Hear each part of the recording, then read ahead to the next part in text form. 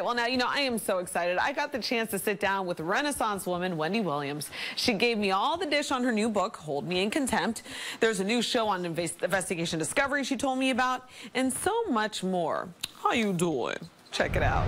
How you doing? How you doing? Okay, it is so great to see you. You know, I'm such a huge fan. So this is your 7th book, your first romance novel, and I mean, you went all in. You know, but there's a lot of comparisons between this and 50 Shades of Grey. How is this one so different from that? You know, it's funny because people have been saying 50 Shades of Grey in with it. You know, the sex scenes, you know, are pretty good, but no, I wasn't really thinking of 50 Shades. I was thinking of a great read that we as women, because we're the romance novel community, you know, that we can read during the spring or during the summer to take us away from our regular lives. And, you know, New York, to me, is my favorite, it's my favorite place to live and work and hope and dream. I mean, other places are great, but nobody beats New York. So New York City is the backdrop because I love the city.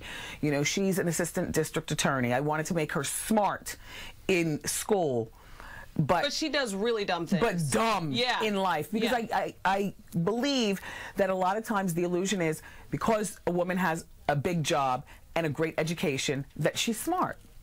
Right. Kim Kine is one of the dumbest women I know. I mean, right. She threw everything away in a 4-month romance with King. You know, so many women in New York, they are smart and successful, but they make the dumbest choices. But it was almost like you made King too irresistible. He looks like Justin Timberlake with David Beckham and Channing Tatum's body. I mean, I would be like falling all over him too. But the smart girl would know that just, you know, okay, it all looks good from the outside. He's got a devastating voice. He lives in the Watchtower, you know, in Brooklyn. I've seen it. It is the sexiest place in the entire, like, Manhattan, everything. Everyone wonders who lives in the Watchtower. My king lives in the Watchtower, and he has original, expensive art, Van Goghs, Monets, things like that. The elevator opens into his apartment. It's too good to be true. Because it is too good to be true. He's living life dirty. You are such a woman of the people. You even had one of your fans or one of your co-hosts from the audience name the book. Isn't that right? Yes, I put it on Facebook. You know, I asked, you know, people who've been supporting my career all along, you know, 23 years in radio and now 5 seasons on TV. I appreciate that. I value that, you know, because you can have a good show in your head, but if nobody's watching, what's the point? So, yeah, I held a contest. And the winning, the cover art as well as the title of the book were picked by my Wendy watchers. Wendy works like there's no tomorrow. She's also the creator of a new spicy show on Investigation Discovery. We're producing Celebrities Undercover, which is, you know, a hidden camera show.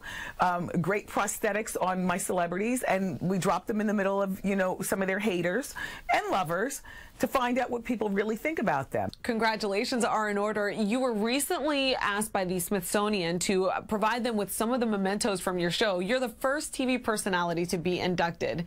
How does it feel? It's not just the best feeling, it's the crowning achievement of my entire career. And I am in the National Radio Hall of Fame. And that's great.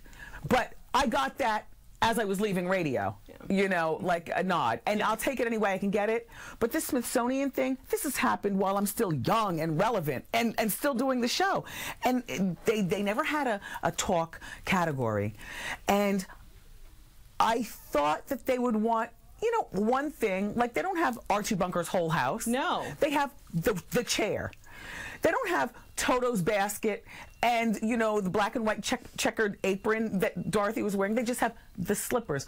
For me, they wanted a few things to symbolize the show.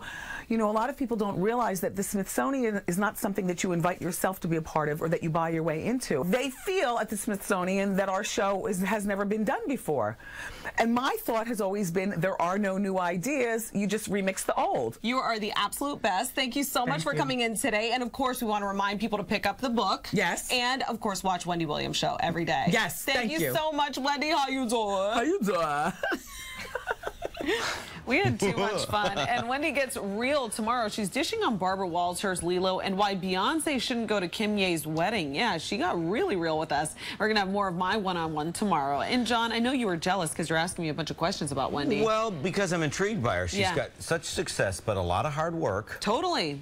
but she's nice. I mean, when you're setting up and when you're taking down all the cameras, that's when you find out about the stars. Oh, yeah, no, definitely. And I think that something that you just said, that's the reason why a lot of women admire her. I think in the society right now where, you know, people are getting fame so quickly, they don't really go through the motions of everything you need to do to have a wonderful career that she has. She's worked her tail off, and I say congrats to her for everything that she's accomplished. Yeah. Yeah. Well, good for you, and more tomorrow. Well, yes, that's right.